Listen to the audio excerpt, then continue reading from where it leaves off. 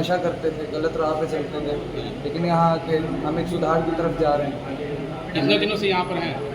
मुझे हो गया 3 महीने। 3 महीने जी यानी आप कंफर्टेबल है? जी बहुत। आप कोई दिक्कत नहीं ना? नहीं, बिल्कुल। बाहर जाने के बाद फिर लत नहीं लगेगा? नहीं नहीं एकदम छूट जाएगा? बिल्कुल। भैया 7 महीना से आप कैसा लग रहा है? अच्छा लग रहा है। पेरेंट्स भी मिलने आते हैं? हाँ आते हैं। यानी घर वाला माहौल है, खाना पीने में कोई दिक्कत नहीं? नहीं, जैसे घर में खाते वैसे यहाँ भी खाते हैं। आप कैसा लग रहा है? बहुत अच्छा। कितना दिन हुआ यहाँ आया हुआ? बस 4-5 दिन। 4-5 दिन।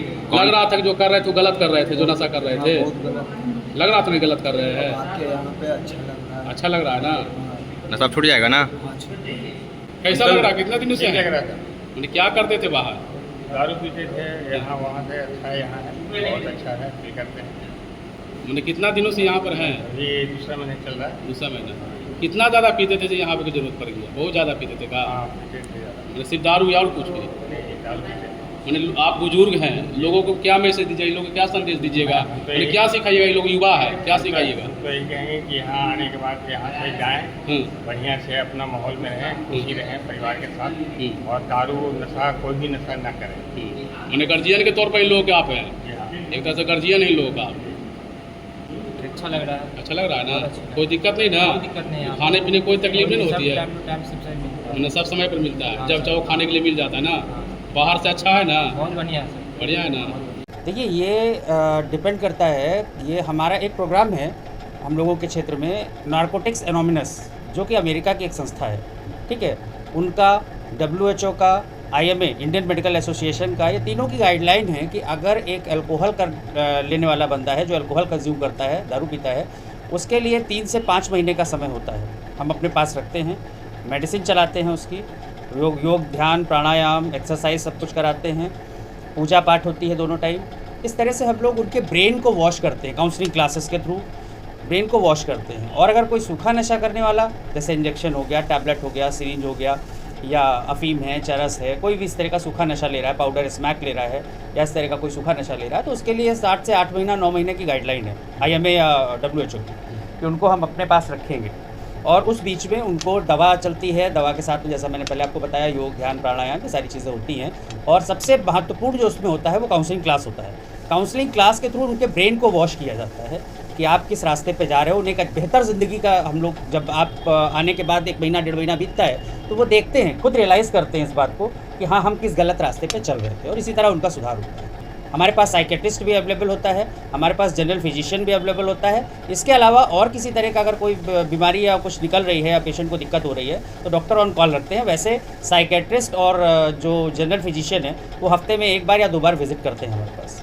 पेरेंट्स के मिलने का एक सिस्टम होता है। ये सब कुछ जैसे मैंने बताया, NA नारकोटिक्स एनोमिनस जो अमेरिका की संस्था है, ये पूरा प्रोग्राम उसी पर डिपेंड करता है। तो उनके मिलने की, हमारे चाहे हमारा सेंटर हो जो जीवन विकास है, या और कोई भी ब्रांचेस हो, कोई भी सेंटर्स हो, सबके यहाँ एक नियम होता है कि वो 45 दिन के बाद ही उनसे मिल सकता है। तो आफ्टर 45 डेज़ उनकी चाहे मीटिंग हो या वीडियो कॉल के थ्रू उनसे बात कराया जाए या फ़ोन कॉल के थ्रू बात कराया जाए, लेकिन कम मिनिमम 45 दिन या 2 महीने के बाद। मैंने आपको बताया कि ब्रेन वॉश किया जाता है। ब्रेन वॉश इसीलिए तो किया जाता है, उनको हम लोग नई नई स्किल्स सिखाते हैं, उनको रोज़गार के नए अवसर बताते हैं कि आप लोग कहाँ हैं। जैसे आजकल के युवाओं में ये सबसे बड़ा भ्रम है या मानना है कि बाहर रोज़गार नहीं, तो उनको हम लोग समझाते हैं कि रोज़गार बहुत है, पैसा बहुत है। पैसा, जैसे मेरा एक स्टेटमेंट है कि पैसा हवा में उड़ रहा है, केवल आपके अंदर उसको पकड़ने की कैपेबिलिटी होनी चाहिए। तो डिपेंड करता है इस पर।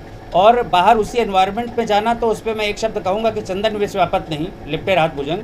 चंदन के पेड़ पर असर क्यों नहीं होता जबकि सांप उसके ऊपर 24 घंटे लिपटे रहते हैं? तो उनके जो अंदर की जो उनकी पॉजिटिविटी है, उसे जो आत्म उनका ज्ञान है, उसको हम इतना मजबूत कर देते हैं कि वो बाहर जाकर के नशे की दुनिया में दोबारा जल्दी कदम नहीं रखेगा। 100% वो सेफ रहते हैं? सर 100% तो एक माँ अपने बच्चे को जन्म देती है तो वो भी श्योर नहीं होती कि वो बेटा है कि बेटी। एक बाप प्रभु से भी कोई 100% का कोई आप एग्रीमेंट नहीं करा सकते। कैंसर का ट्रीटमेंट कराया जाता है, लाखों करोड़ों खर्चा होता है। क्या डॉक्टर, मैं आपसे प्रश्न पूछता हूँ, क्या डॉक्टर हमको लिख के देता है कि पेशेंट बच जाएगा? 100% किसी बिजनेस में आउटपुट नहीं आता। हाँ, हम लोग अगर 90-95% भी रेशियो ले जाते हैं तो हमारी जीत होती है। मेरे ही यहाँ नहीं, किसी भी नशा मुक्ति केंद्र में मारपीट करना, हमको पागल कुत्ता थोड़ी काटा है कि हम किसी को मारे पीटेंगे। लेकिन ये होता तब है जब एक पेशेंट दूसरे पेशेंट पे, क्योंकि नया पेशेंट आया तो पहले तो हम लोग उसको अपनी निगरानी में रखते हैं, अलग वार्ड में रखते हैं, ये सारी चीज़ें होती हैं। लेकिन उसके बाद भी किसी समय वो खुद को इंजरी करने की कोशिश कर रहा हो, जैसे मान लीजिए कुछ नहीं तो दीवार में सर मारने लगा, या किसी चीज़ से अपने हाथ को नुकसान, अपने बॉडी को, अपने जिस्म को किसी भी तरह से नुकसान पहुंचाना चाह रहा है, या स्टाफ पे अटैक कर दिया उसने, तो उस सूरत में एक आध दो थप्पड़ मारना वो अलग है, वो आप भी करोगे, घर पे भी लोग करते हैं। और आपसे एक सवाल है कि एक नशेड़ी एक मोहल्ले को, एक कॉलोनी को, अपने घर तो छोड़ दीजिए, पूरा मोहल्ला, पूरी कॉलोनी, पूरा अपना समाज हिला के रखता है। हम तो 30, 32, 40 संभालते हैं, तो उससे थोड़ा बहुत बल प्रयोग करना पड़ता है। लेकिन जो ये कहे कि बहुत बुरी तरह पिटाई होती है ऐसा कुछ, ये पूरी तरह मिथ्या है, गलत है, इसको मैं सिरे से खारिज करता हूँ। देखिए ऐसा नहीं है, अगर हमारे पास 10 पेशेंट आ रहे हैं, उनमें एक फैमिली कोई ऐसी आती है जो आर्थिक रूप से कमज़ोर है, पूरी तरह से इलाज करा पाने में सक्षम नहीं है, तो हम लोग उनको भी लेते हैं कि अगर हमारी बजट का भी, मतलब जो हमारा बजट आता है खाने पीने का, चाय नाश्ते का, दवा का, डॉक्टर की फ़ीस, अगर ये भी इतना भी नॉर्मल वो दे पा रही है, और वो मिनिमाइज़ होता है, बहुत छोटी रकम होती है, अगर वो इतना भी दे पा रहे हैं, तो हम ये मान के चलते हैं कि अगर 30 पेशेंट है तो 30 के साथ में एक बिना फ़ीस का भी है तो वो चलेगा। जैसे कि आप मॉल वगैरह में देखते हैं, चाहे वी मार्ट की बात करें या बिग बाज़ार की बात करें, उनके हर आउटलेट नहीं चलते, तो कुछ ऐसे इंटीरियर्स में वो लोग डाल देते हैं जो नहीं चलता है, तो वो देखते हैं कि 10 हमारे आउटलेट चल रहे हैं, एक नहीं भी चल रहा है, तो उससे उसका घाटा हम कवर कर लेंगे। तो ये इस तरह से किया जाता है। दिन में कितना कॉस्ट आ जाता होगा 5 से 8 महीना? सर ये डिपेंड करता है, वैसे हमारा जो जनरल चार्जेस हैं वो 10,000 रुपीज़ है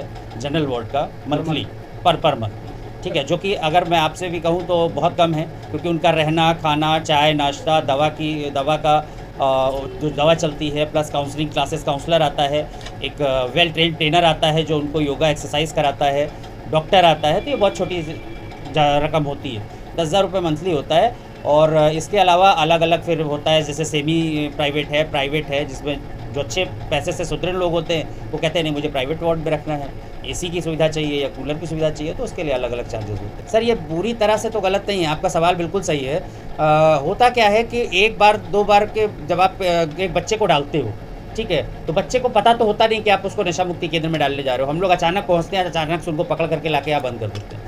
तो कुछ एक पेशेंट जो मैंने कहा 90 to 95% हमारा सक्सेस रेशियो होता है, वो 2-4-5% में कुछ पेशेंट होते हैं जिनके अंदर गुस्सा भर जाता है फैमिली को लेकर। उसके लिए मैं यही कहूँगा कि चाहे कोई भी माता पिता अपने बच्चे को एडमिट करा रहे हैं और आप यहाँ से ले जाते हैं, उसके बाद भी अगर बच्चा वो गुस्से के कारण या इस कारण से नशा करने लगता है, तो आप निराश बिल्कुल ना हो, आप उनको दोबारा भेजिए। मेरे पास नहीं, किसी भी सेंटर पे आप भेजना चाहिए जो आपके नियर बाई हो या आपको सस्ता लग रहा हो, आप उनके पास भेजिए, दोबारा भेजिए, तिबारा भेजिए। उस पेशेंट के दिमाग में ये डर बिठाना है कि अगर हमने एक बार भी नशा किया तो अब हमारे घर वालों को एक ऐसी जगह मिल गई है जहाँ पे वो ले जा करके उनको बंद कर देंगे। अभी कुछ दिन पहले का एक किस्सा बताऊँ कि एक पेशेंट को लेने हम और हमारा स्टाफ गए हुए थे, तो उसने वो गांजे को काटने के लिए उसने कैंची रखी हुई थी, या अपनी सुरक्षा के लिए रखी हो, जो भी हो।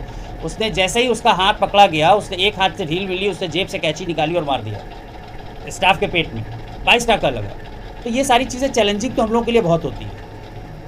लोकेशन क्या है, लोकेशन बता दीजिए। ये बड़ी पहाड़ी लोकेशन है इसका, अगमकुआं बाईपास, स्टार हॉस्पिटल के सामने या टीवीएस एजेंसी के बगल, पटना बिहार। मैं रोहित टंडन मेरा नाम है और यूपी से बिलोंग करता हूँ, लखनऊ से, और इनके साथ में मैं मीडिया पार्टनर हूँ इनका, तो एज अ पार्टनर इनके सेंटर पे काम करता हूँ।